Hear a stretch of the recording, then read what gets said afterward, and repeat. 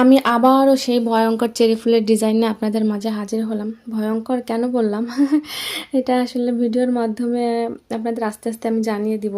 আমি সবসময় বরাবরই যে কাজটা না পারি, কম পারি, ওই কাজটার উপর বেশি ফোকাস করি। ওই কাজটা বারবার করে করার চেষ্টা করি। যত সময় পর্যন্ত না আমি আমার মনের মতো করে করতে পারতেছি, যত সময় পর্যন্ত না আমার নিজের কাছে ভালো হচ্ছে, তত সময় পর্যন্ত আমি করতে থাকি।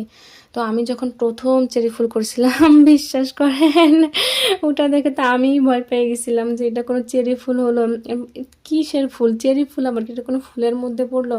তো তখনই আমার মনে একটা নিয়ত ছিল যে না, আমি এই ফুলটার উপর বারবার করে কাজ করে এই ফুলটা আমি সুন্দর করে করব। তার কারণ হচ্ছে বিভিন্ন আপু এবং ভাইয়ারা কত সুন্দর সুন্দর করে চেরি ফুলের উপর ডিজাইন করে, আসলে দেখতে ইচ্ছে করে। তো আমিও একটু একটু করে আস্তে আস্তে করতে করতে এই তো এখন এই পর্যায়ে নিয়ে আসছি। তবে আমি যদি আমার আগের প্রথম ফুলটার সঙ্গে এই ফুলটার কম্পেয়ার করি, তাহলে আমি বলবো যে না, আগেরটা থেকে এটা অনেক সুন্দর হয়েছে। এই তো আপনাদের সঙ্গে কথা বলতে বলতে আমার একটা ডেকোরেশন করা শেষ।